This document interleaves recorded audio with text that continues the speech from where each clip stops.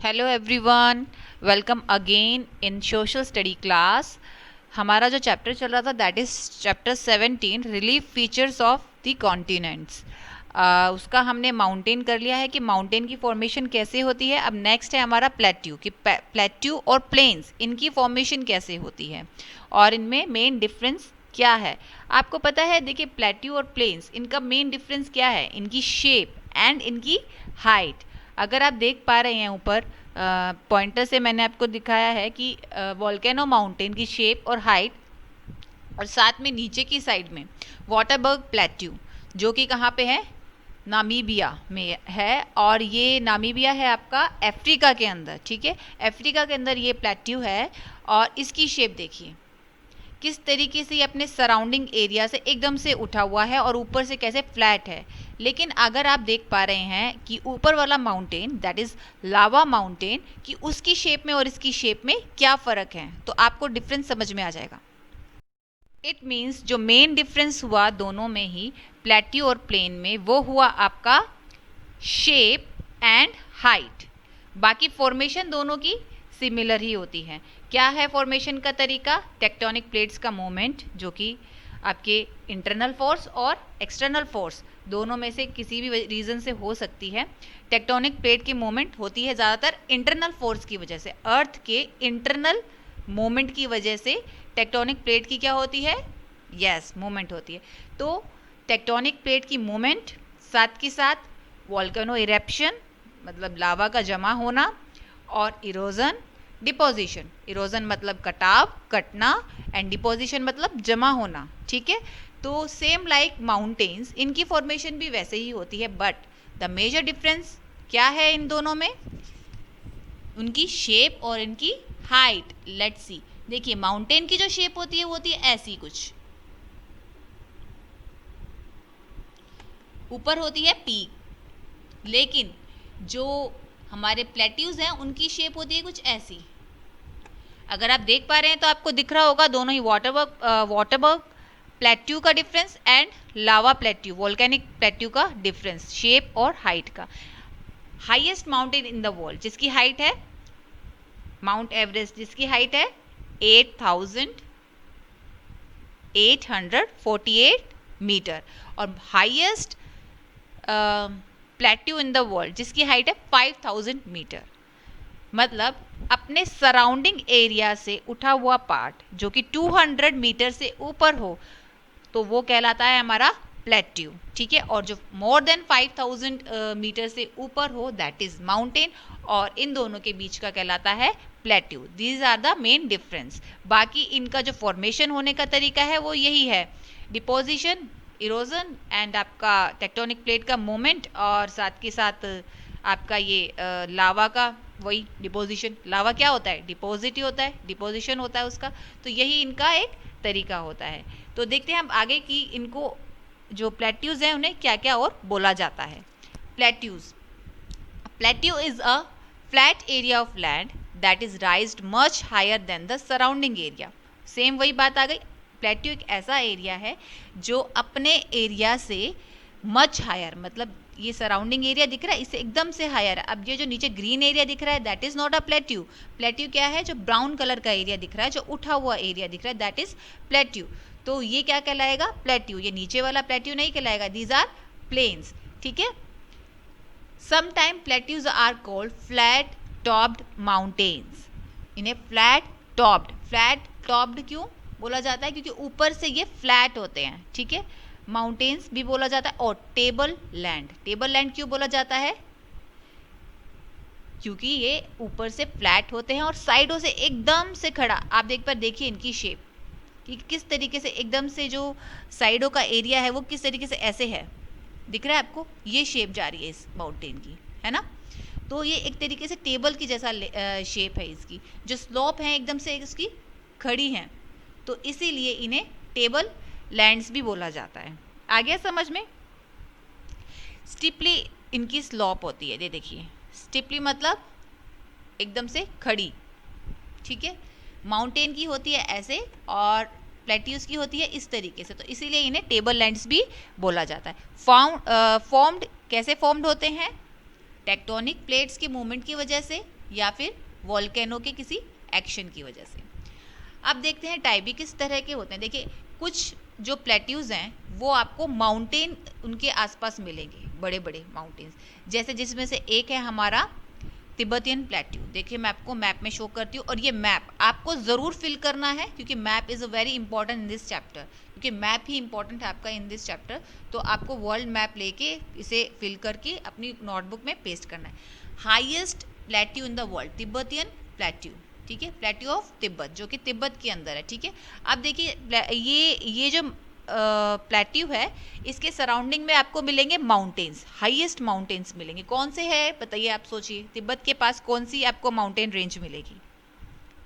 Yes, Himalayan mountain range. तो ज़्यादातर जो हाईएस्ट माउंटेन जो हाईएस्ट प्लेट्यूज जो आपको वर्ल्ड में मिलेंगे, ठीक है, वो ज़्यादातर सराउंडिंग मिलेंगे आपको माउंटेन रेंजेस के, ठीक है। माउंटेन्स के आसपास ही आपको वो प्लेट्यूज मिलेंगे जो हाईएस्ट प्लेट्यू है इन द वर्ल्ड, ठीक है, माउंटेन्स के आसपास, ठीक है। एक है हमारा कोलंबियन प्लेट्यू, कोलंबियन प्लेट्यू, ठीक है। ये आपको मिलेगा रॉकी माउंटेन के पास। रॉकी माउंटेन कहाँ पे है? नॉर्थ अमेरिका में है। आपने माउंटेन रेंजेस का मैप किया है तो नॉर्थ अमेरिका में है, तो इसके आसपास मिलेगा आपको ये कोलंबियन प्लेट्यू, ठीक है। तो ये वो प्लेट्यू हैं जिनके आसपास हाई माउंटेन्स हैं या हाई माउंटेन रेंजेस हैं, ठीक है।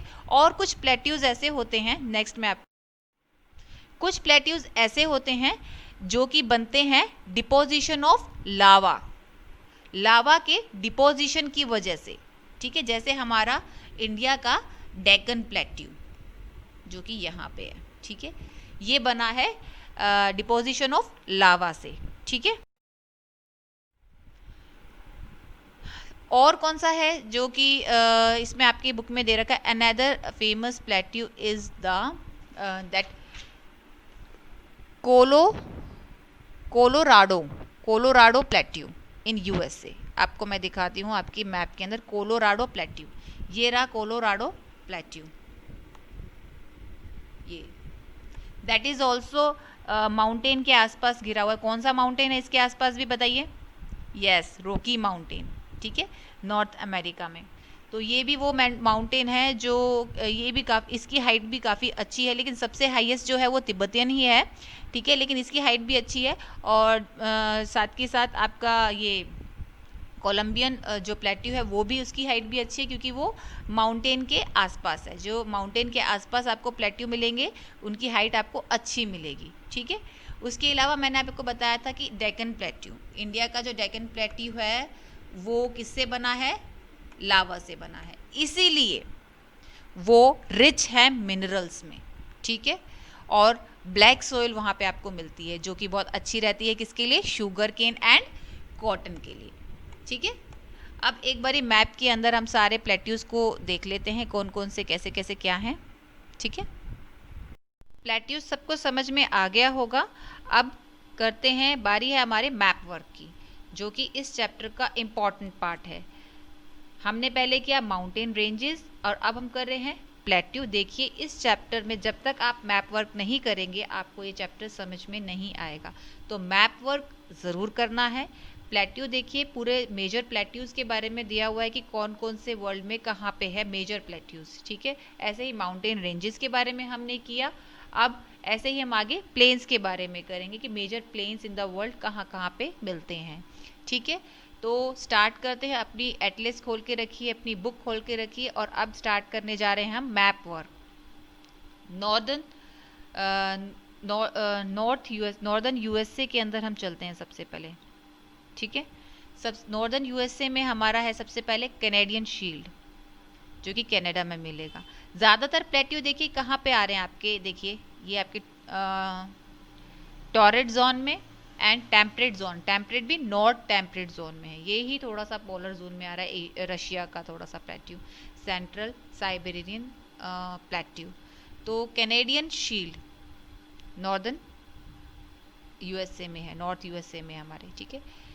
Colorado plateau that is also in USA, north part of USA, north USA में, ठीक है। नेक्स्ट है हमारा मैक्सिकन प्लेट्यू, ठीक है। ये तो आपका आ गया सारा नॉर्थ यूएसए में, ठीक है। नाउ सदर्न यूएसए, ठीक है। सदर्न यूएसए में ब्राज़ील में आपको मिलेगा मैटो ग्रासो प्लेट्यू, ठीक है। ये ब्राज़ील के अंदर है। नेक्स्ट हम चलते हैं एशिया में, ये है आपका एशिया, ठीक है। एशिया में आपको मिल रहा है सबसे पहले सेंट्रल मैसिफ, ये आपको मिलेगा फ्रांस में, ठीक है। नेक्स्ट है आइबेरियन प्लेट्यू, ये आपको मिलेगा स्पेन में, ये तो हो गए आपके यूरोप के प्लेट्यू। नेक्स्ट आ जाइए आपके अफ्रीका में, कटंगा प्लेट्यू, ये है आपके अफ्रीका के अंदर, ठीक है। कटंगा प्लेट्यू, अगेन मैं दोबारा से बोल रही हूँ, कटंगा प्लेट्यू।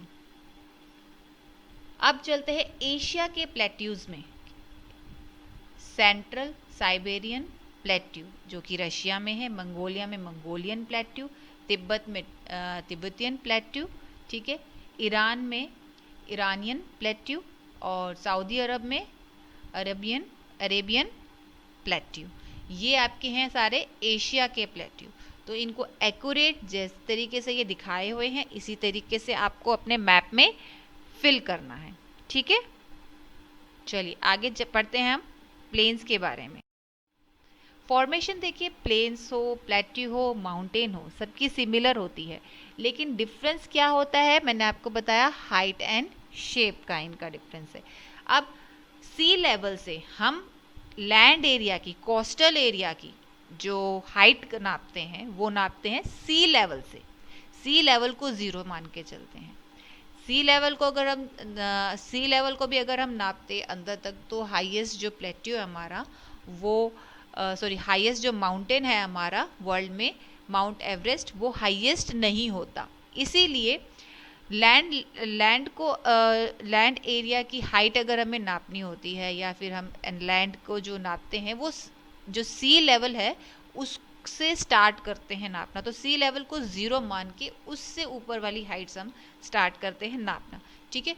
तो सी लेवल से 200 मीटर तक की हाइट वाला जो एरिया होता है that is low line area, या फिर इसे बोला जाता है प्लेन्स, ठीक है। ये ज़्यादातर कैसे बनते हैं, पॉइंटर से देखिए, ये ज़्यादातर बनते हैं रिवर के डिपोजिशन से। आपने कई बार पढ़ा होगा 5th क्लास में भी कि रिवर जब आती है, मैं अपने ही एरिया की बात करती हूँ, हमारे यहाँ पे है ना प्लेन एरिया, तो मैं यही की बात करूँ तो ये कैसे बना है।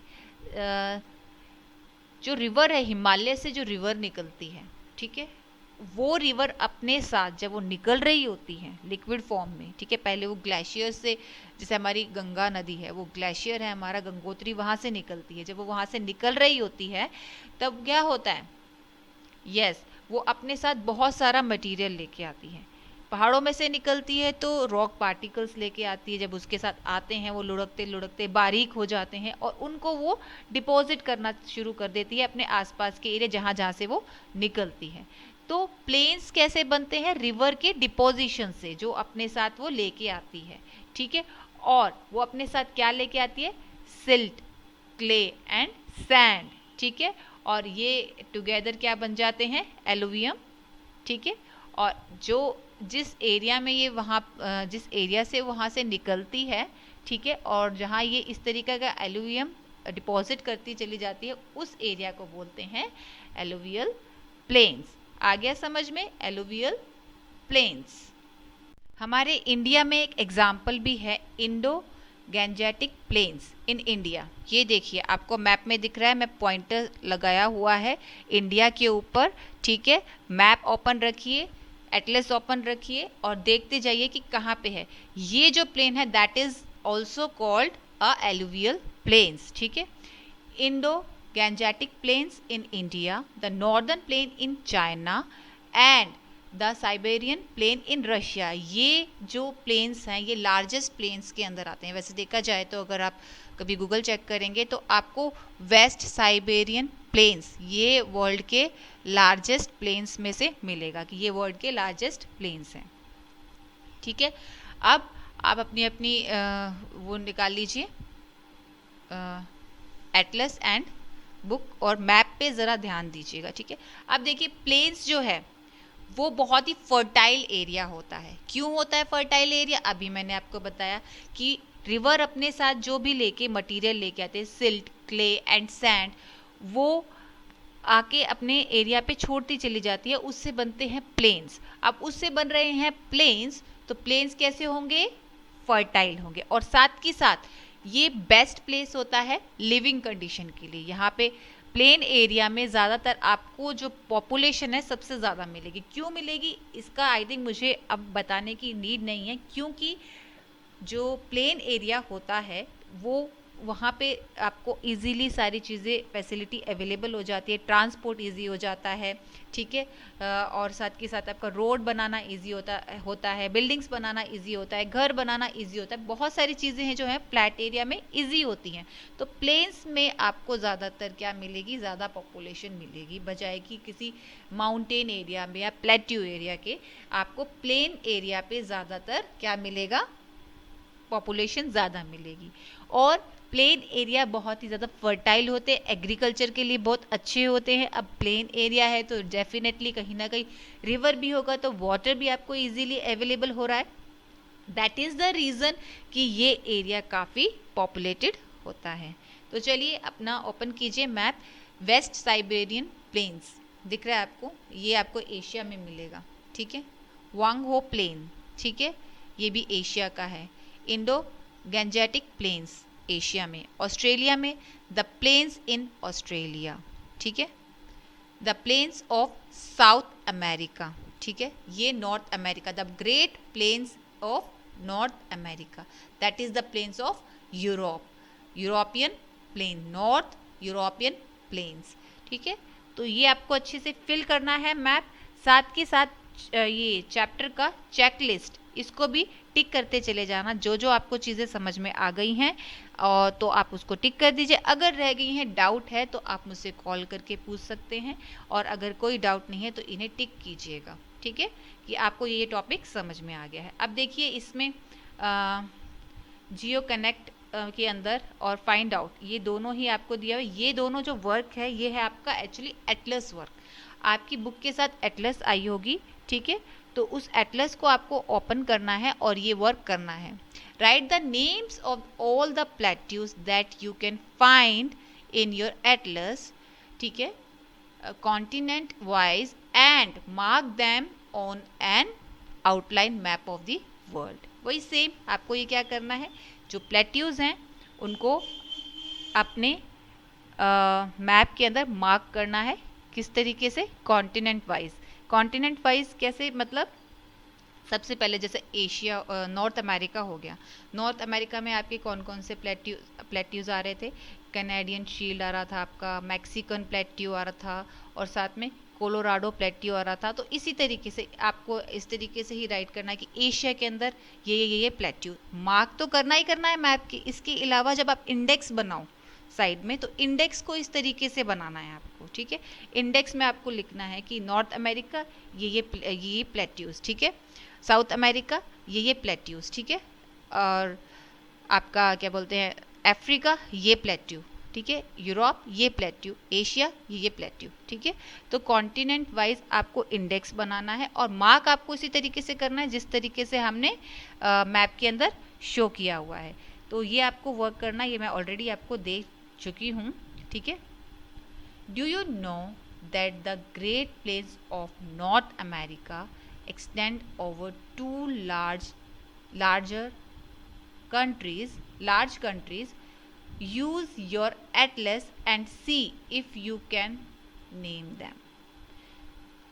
ये देखिए the Great Plains of North America, ये 2 लार्ज कंट्रीज को लेके आ रहा है, ठीक है। अगर आप उन दोनों लार्ज कंट्रीज का नेम फाइंड आउट कर सकते हैं तो आपको क्या करना है, उन दोनों को मार्क करना है, ठीक है, अपनी एटलस को यूज़ करना है, ठीक है। इसमें आपको गूगल में जाने की ज़रूरत नहीं है, आप एटलस में भी देख सकते हैं कि ये the Great Plains of North America, जो नॉर्थ अमेरिका का जो ग्रेट प्लेन है ये कौन सी 2 लार्ज कंट्रीज़ के अंदर आ रहा है, ठीक है। और उसके बाद उनकी कंट्रीज़ के आपको नाम बताने, और बुक में यहीं पे ही लिख देना उन दोनों कंट्रीज़ के नेम, और प्लीज़ मुझे शो ज़रूर कीजिएगा। तो आज का जो होमवर्क है, एक तो है आपके बुक एक्सरसाइज और साथ में है आपको क्या करना है, मैप वर्क। ठीक है, थैंक यू।